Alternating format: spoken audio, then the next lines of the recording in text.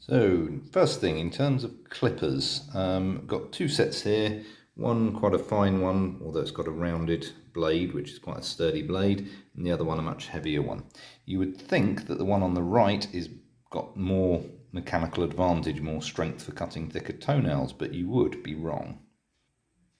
If you put them on top of each other so the hinges line up, you can see the handles are more or less the same length. The bulge of the handle, the swell, which is where your hand sits, is in more or less the same place. But if you look at the blade on the smaller pair of nippers is considerably shorter than the blade on the bigger pair of nippers.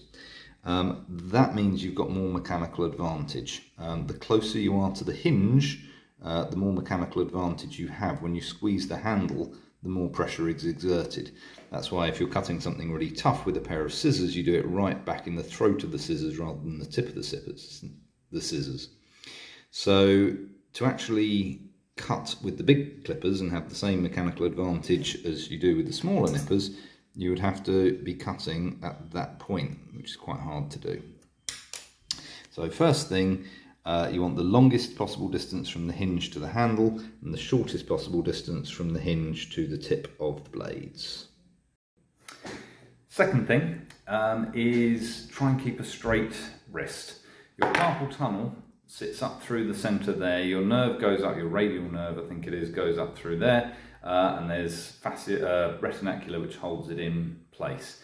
If your wrist is straight, when you are flexing, everything is going through that tunnel nice and straight. If you're working like that, or like that, or like that, if your wrist is anything other than straight, you could be compressing or tensioning this tunnel. So as far as possible, try and keep a straight wrist. Try and avoid anything awkward like that. Third thing, make sure the clippers are the best clippers that you can get. I'm not going to get into the weeds on what the best type are, but when they are blunt, get them sharpened or replace them. Don't work on the basis of can I afford a new pair of clippers, work on the basis of can I afford to be off work for a week because my wrists have given up the ghost. Fourth thing, they are nippers, not clippers, if that's a toenail. If you try and cut the whole length of the toenail or the full width of the nippers in one go, you've really got to strain at it and it won't cut cleanly. If on the other hand you just take little nips from the tip, then it's a lot easier. You're cutting less, so don't try and cut too much toenail in one go, only cut a little bit, as much as you need to. Fifth thing is your grip. You've got four basic grips for a pair of clippers.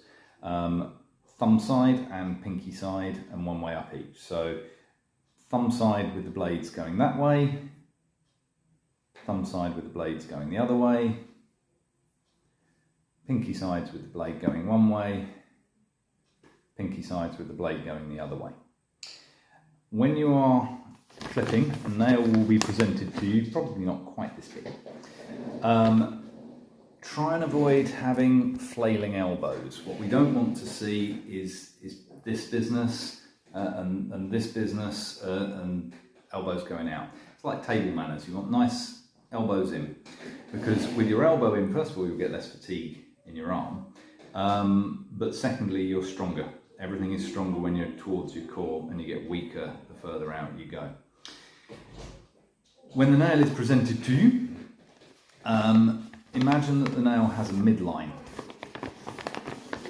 The thumb side grips are for going towards the midline. So thumb side grip going up, or thumb side grip coming up.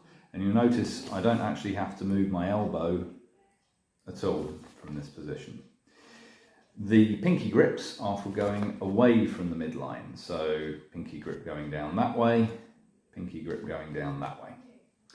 If you try and do pinky grip going that way, or thumb side going that way, you end up with everything flailing, and you'll end up bending your wrist to try and fit it. So your good technique should involve very little movement. Up, down, up. This one is a little bit less usual, but up, down. So everything stays nice and tight. If you stick to one grip, if you have one grip that you really like, some people do it very successfully, but you have to go around and in some odd positions, and that's harder for you and weaker, and you've got less control. So as I say, your elbow and your upper arm really shouldn't need to move very much at all. You move the clippers to get them to go wherever you want them to go.